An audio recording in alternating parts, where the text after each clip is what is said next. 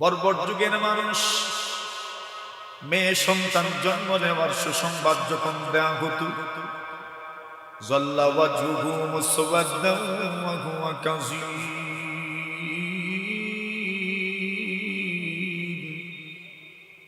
চেহারাটা বিবর্ণ হয়ে যেত, কালো হয়ে যেত।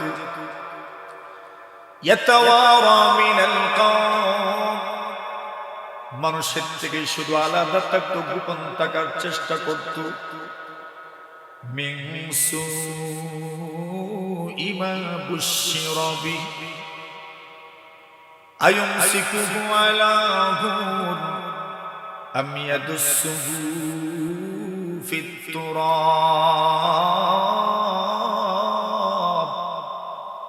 আল্লাহ বলছেন, ওই পুরুষেরা শুধু শুধু মাথাটা নিচু করে রাখত। কেন? সে জানতে পেরেছে তার ঘরে মেয়ে সন্তান জন্মগ্রহণ করছে, অথবা মেয়ে সন্তান জন্ম নিল। আল্লাহ বলছেন, ইয়াতাওয়ারা মিনাল কওম, মানুষের থেকে আলাদা থাকে। কেন? মিন সুই মা বুশিরা বিহি, মেয়ে সন্তান জন্ম নেওয়ার কারণে সে যেন মুখ দেখাইতেই পারে না। সমাজটা নারীদের ব্যাপারে কি পরিমাণ বৈষম্যপূর্ণ ছিল। আল্লাহ বলছেন, আয়ুমসিকুহু আলা হুন, ওই মেয়েকে তার নিজের মেয়ে কলিজা ছেড়া দন, তাকে বাঁচিয়ে রাখবে। সমাজের মানুষের টিকা ঠিক করে তাদের ঠাট্টা বিদ্রুপ উপেক্ষা করে মেয়েকে জীবিত রাখবে। আম ইয়াদুসসুহু ফিত তুরাব, নাকি কবরে দাফন করে ফেলবে, জীবিত দাফন করে ফেলবে, এই চিন্তাই সব সময় লেগে থাকত। এমন একটা সময় আল্লাহর হাবিব বিশ্ব নবীজি মুহাম্মদুর রাসূলুল্লাহ সাল্লাল্লাহু আলাইহি ওয়াসাল্লাম নারীদের ইজ্জত, নারীদের সম্মান, মহিলাদের সম্মানের ব্যাপারে উচ্চ কণ্ঠে ঘোষণা করলেন, লা তাকরাহুল বানাত, মেয়েদেরকে অপছন্দ করো না। ফাইন্নাহুন্নাল মুনিসাতুল গালিয়াত, আল্লাহর নবী বলেন, অন্তরঙ্গ সম্পর্ক স্থাপনকারিণী সবচেয়ে মহামূল্যবান সম্পদের নাম হচ্ছে মেয়ের জাত। নাহমাদুহু ওয়া নাস্তাঈনুহু ওয়া নাস্তাগফিরুহু ওয়া নু'মিনু বিহি ওয়া নাতাওয়াক্কালু আলাইহি ওয়া নাউযু বিল্লাহি মিন শুরুরি আনফুসিনা ওয়া মিন সাইয়্যিআতি আ'মালিনা। من يهده الله فلا مضل له ومن يضلله فلا هادي له وأشهد أن لا إله إلا الله وحده لا شريك له وأشهد أن سيدنا وسندنا وحبيبنا ومولانا محمدا عبده ورسوله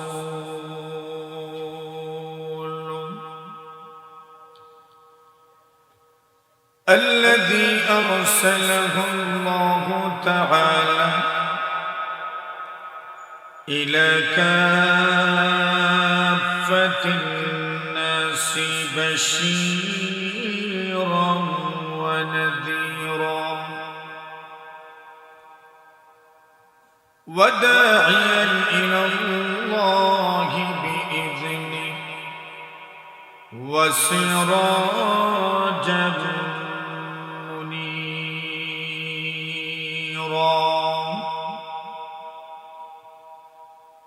أما بعد فأعوذ بالله من الشيطان الرجيم.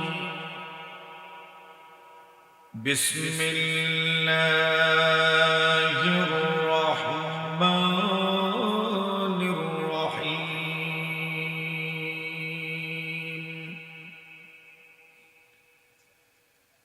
يا أيها النبي قل لأزواجك وبناتك ونساء المؤمنين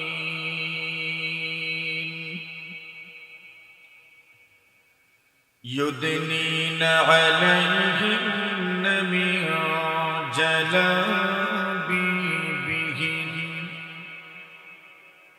وليضربن بخمرهن على جيوبهن ذلك أدنى أن يعرفن فلا يؤذين.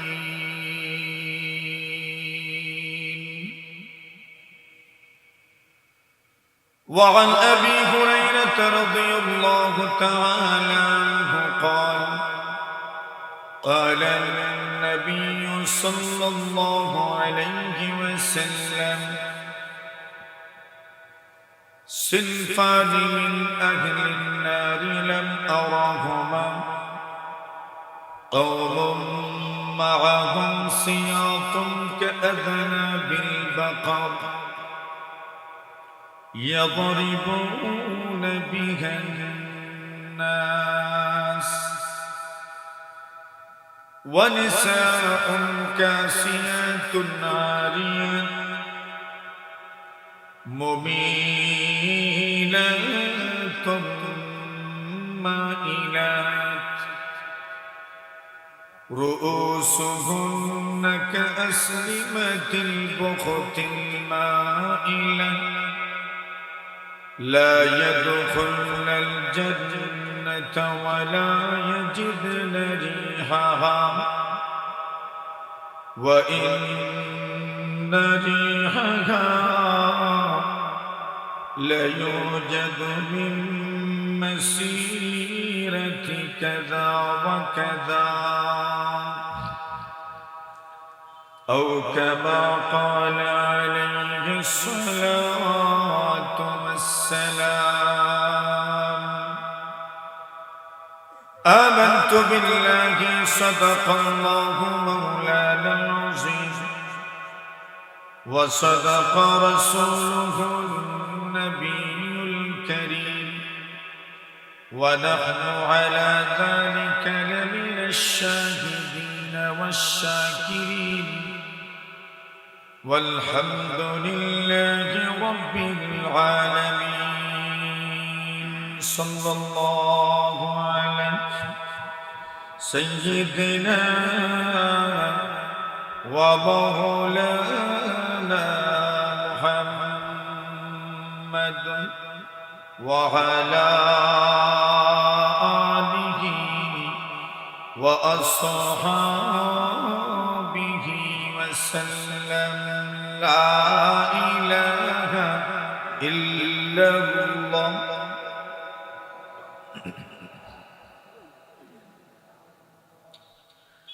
لا إله إلا الله.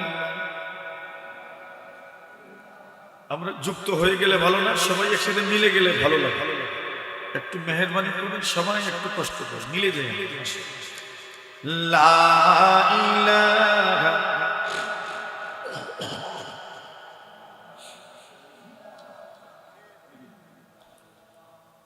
লা ইলাহা ইল্লাল্লাহ।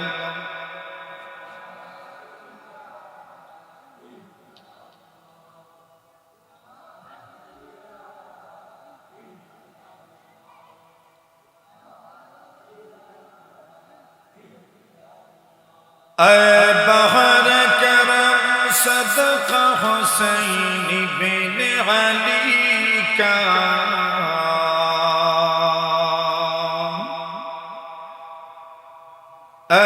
بہر کرم صدقہ حسین بن علی کا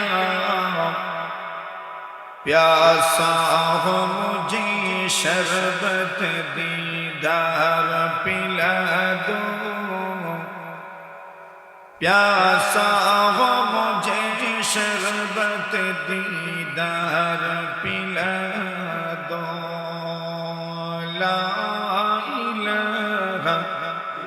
ইল্লাল্লাহ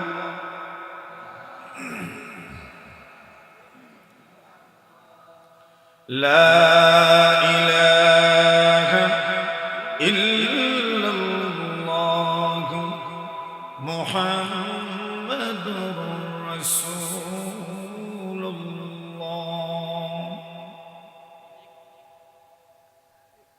ঐতিহ্যবাহী পশ্চিম ধর্ষা গ্রামবাসীর উদ্যোগে 23তম বার্ষিক তাফসীরুল কুরআন মাহফিলের আজকের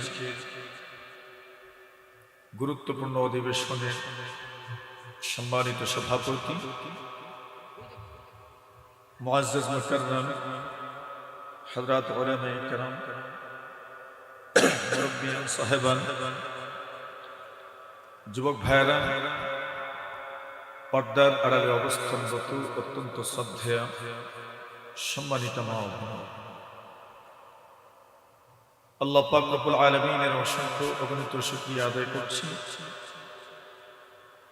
যে মহান রব্বুল আলামিন আজকের এই মহতী মাহফিলে আপনাকে আমাকে উপস্থিত হওয়ার সুযোগ দান করেছেন। এজন্য সকলেই জবান খুলে মহব্বতের সাথে কালিমাতুশ শুকর পাঠ করছি, আলহামদুলিল্লাহ। কর্তৃপক্ষ আমার আলোচ্য বিষয় ধার্য করেছেন কোরআন ও হাদিসের আলোকে পর্দার গুরুত্ব। যেহেতু কোরআন সুন্নাহর কথা, এজন্য মাথার উপর দিয়ে গেলে শোনার দরকার। কি বলেন আপনি? প্রথমেই বলে দিলাম আর কি, মাথার উপর দিয়ে যাই বোঝাই। যেহেতু কোরআন সুন্নাহর বিষয়, মূল ব্যাপারটা আমাদের বোঝার দরকার, শোনার দরকার। আপনারা আমাদের থেকে আলাদা হয়ে বসে আছেন, আমাদের কষ্ট লাগতেছে। আলহামদুলিল্লাহ, কতই না চমৎকার হয়েছে।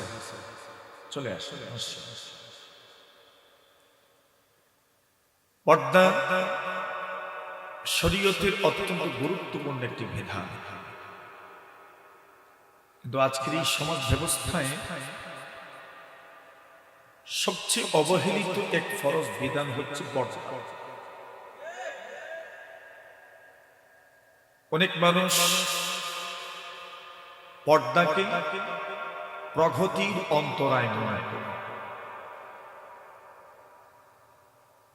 আবার কেউ কেউ মনে করেন পর্দা মানে শুধু মহিলাদের পর্দা,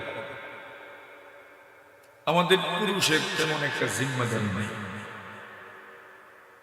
অনেকেই মনে করে। আবার অনেকে মনে করেন পর্দা মানে হচ্ছে ঘরের দরজায় আর জানালায় সুন্দর সুন্দর দামি দামি কিছু পর্দা টানাইলেই পর্দা হবে। এরকম অনেক ধারণা আমাদের মধ্যে বিদ্যমান আছে।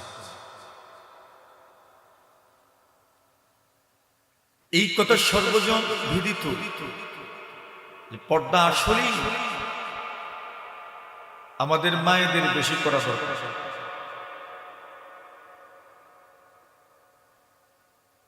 নারীরা, মহিলারা কেন পর্দা করবেন? প্রথমে আমরা কতগুলো কারণ জানবো, এরপরে পর্দার বিধি, নিয়ম কানুন কিছু জানবো, এরপরে পর্দার উপকারিতা, না করলে অপকারিতা সামান্য হলেও আমরা শোনার চেষ্টা করব ইনশাআল্লাহ। বসছেন যেহেতু শোনার জন্য, ওয়াজ মাহফিল তো একবারই হয়ে বছরে বলছেন আগে শুনেছি, এরপরে দেখছি আপনাদের ভলিউমও বাড়ছে, সাউন্ড বাড়ছে। এই জন্য মনোযোগের সাথে আমরা শুনবো ইনশাআল্লাহ। দুনিয়াতে তো কত মানুষের কথাই তো মনোযোগ দিয়ে শুনে, কমপক্ষে আজকের এই দিনে দিনই কথাগুলো আমরা মনোযোগ দিয়ে শুনবো ইনশাআল্লাহ। নারীরা পর্দা কেন করবেন? এই পৃথিবীর সবচাইতে মূল্যবান, সবচাইতে দামি যে মানুষগণ, এদের নাম হচ্ছে নেককার মহিলা। আল্লাহ নবীজি নিজে বলেন, হুব্বিবা ইলাইয়া মিন দুনিয়াকুম সালাস, এই দুনিয়ার তিনটি জিনিস আমার কাছে বড় পছন্দনীয়। এমনিতেই হয় নাই, আল্লাহ তাআলাই এই তিন জিনিসের মহব্বত আমার অন্তরে ঢুকাইয়া দিয়েছে। এই তিন জিনিসের প্রথমটা হচ্ছে সুগন্ধি। নবীজি বলছেন সুগন্ধি আমার কাছে বড় প্রিয়, আমাদের কাছেও খুব প্রিয়, ঠিক না? দুই নম্বরে বলেছেন আন-নিসা, নেককার মহিলা আমার কাছে বড়ই প্রিয়, নেককার মহিলা। তিন নম্বর বলেছেন ওয়াজুইলাত কুররাতু আইনি ফিস সালাহ, নামাজের মধ্যেই আমার চোখের শান্তি, শীতলতা আল্লাহ রেখেছেন। এই দুনিয়ার তিনটি জিনিস নবীর কাছে বড় পছন্দনীয়। তার মধ্যে একটা হচ্ছে খুশবু, সুগন্ধি। নাম্বার 2 নেককার মহিলা। নাম্বার 3 নামাজ। একজন নারীর ইজ্জত কি পরিমাণ? হাদিস শরীফে রাসূল বলেন, লা তাকরাহুল বানাত ফাইন্নাহুন্নাল মুনিসাতুল গালিয়াত। আল্লাহর নবীজি বলেন, মেয়েদেরকেও পছন্দ করো না। বর্বর যুগের মানুষ মেয়ে সন্তান জন্ম নেওয়ার সুসংবাদ যখন দেয়া হতো, যাল্লা ওয়াজহুহু মুসওয়াদ্দান ওয়া হুয়া কাযীম,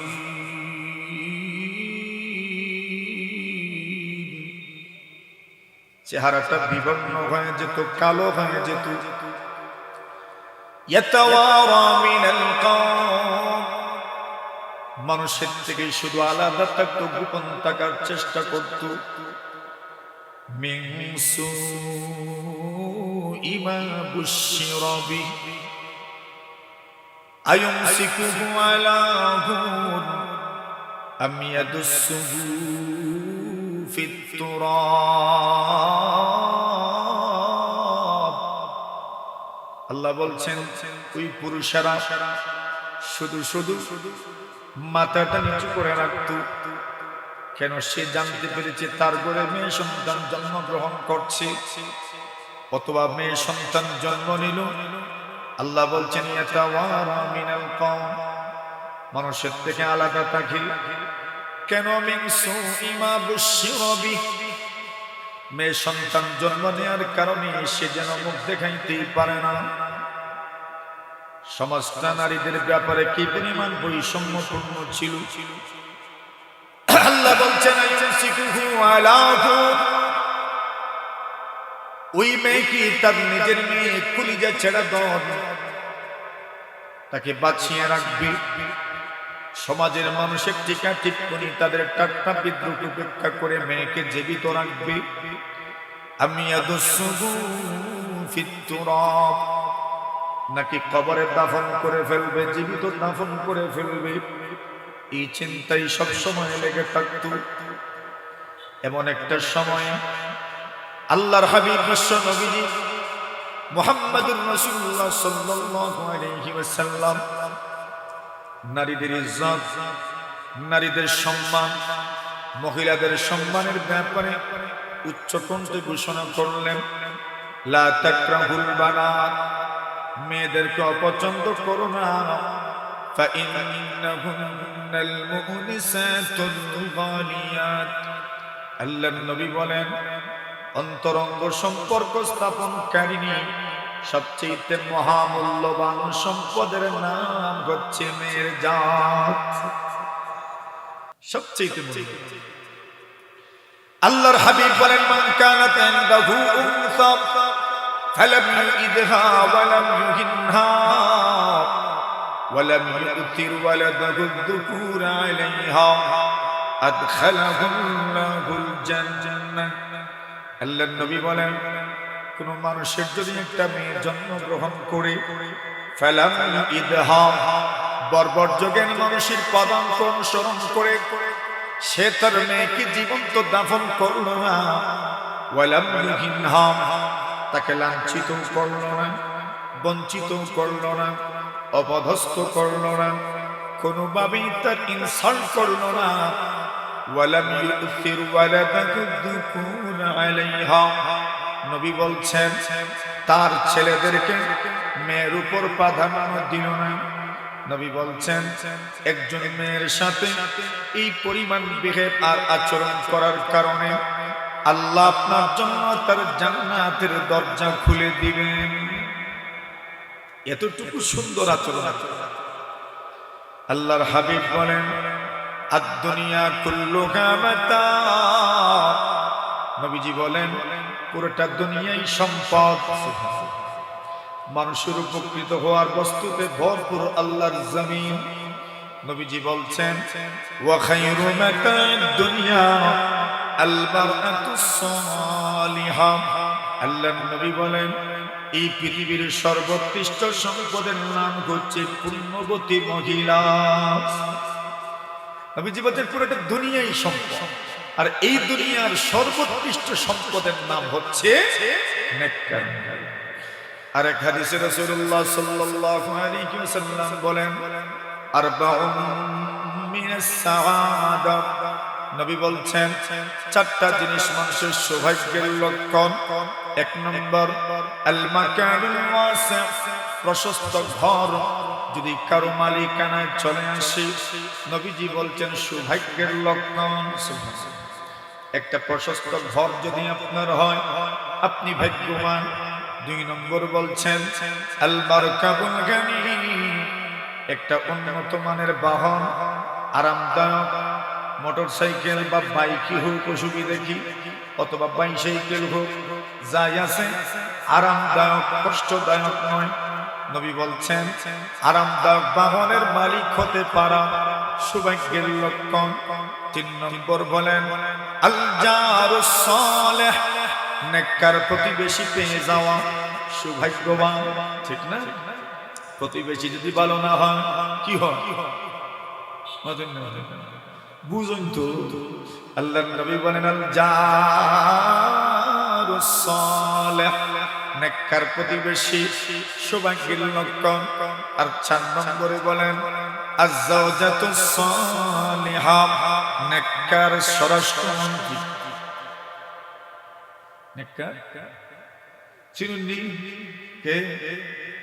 করে যাদেরকে রেখে আসেন এরা কি? স্বরাষ্ট্রমন্ত্রী। আল্লাহর নবী বলছেন আয-যাওজাতুস সালিহা, নেককার স্ত্রী। আরে স্বরাষ্ট্রমন্ত্রী যে বললাম, ঘরে কার চলে? ঘরে কার কথা চলে? মহিলাদের চলে। এমনকি পালং কোন জায়গায় রাখবেন এটাও কার ডিসিশন। মহিলাদের আলমারি কোন জায়গায় রাখবেন, শোকেস কোন জায়গায় রাখবেন, সব ডিসিশন কার। আপনি বইলে দেখেন এই জায়গায় রাখো, তোমার চয়েস। আল্লাহর হাবিব আয-যাওজাতুস সালিহা, নেককার স্ত্রী, নবীজি বলছেন এটা সৌভাগ্যের লক্ষণ। আর এক হাদিসে রাসূল বলেন আরবাউন মান উতিয়াহুন্না ফাকাদ উতিয়া খায়রুদ দুনিয়া ওয়াল আখিরা, কলবান শাকিরা ওয়া লিসানান যাকিরা ওয়া বাদানান আলাল বালা'i সাবিরা ওয়া যাওজাতান সালিহা লা তাবগিহি হুবান ফি নাফসিহা ওয়ালা ফি মালি। নবীজি বলছেন 4টা নিয়ামত যদি কেউ পেয়ে যায় সারা দুনিয়ার আখিরাতের সবচেয়ে বড় ভাগ্যবান। এর মধ্যে প্রথমেই বলছেন কলবান শাকিরা, যার একটা কৃতজ্ঞ হৃদয় আছে, দিল কৃতজ্ঞ, পেরেশানি নেই, সবচেয়ে ভাগ্যবান। ওয়া লিসানান যাকিরা, যার জবান আল্লাহর জিকির করে। 3 নম্বর ওয়া বাদানান আলাল বালা'i সাবিরা, যার শরীর পরিশ্রম সহ্য করতে পারে। 4 নম্বর বলছেন ওয়া যাওজাতান সালিহা, নেককার স্ত্রী যে নেককার স্ত্রী স্বামীর অনুপস্থিতিতে সম্পদেরও খেয়ানত করে না, তার সতীত্বেরও খেয়ানত করে না। এমন নিয়ামত কেউ যদি পেয়ে যায়, দুনিয়া আখিরাতের সর্বোচ্চ নিয়ামত যেন উনি পেয়ে গেলেন। এতক্ষণের আলোচনায় মোটামুটি আমাদের বুঝে এসেছে নারী সমাজ আমাদের কাছে সবচাইতে সম্মানজনক অবস্থানে আছে, ঠিক না?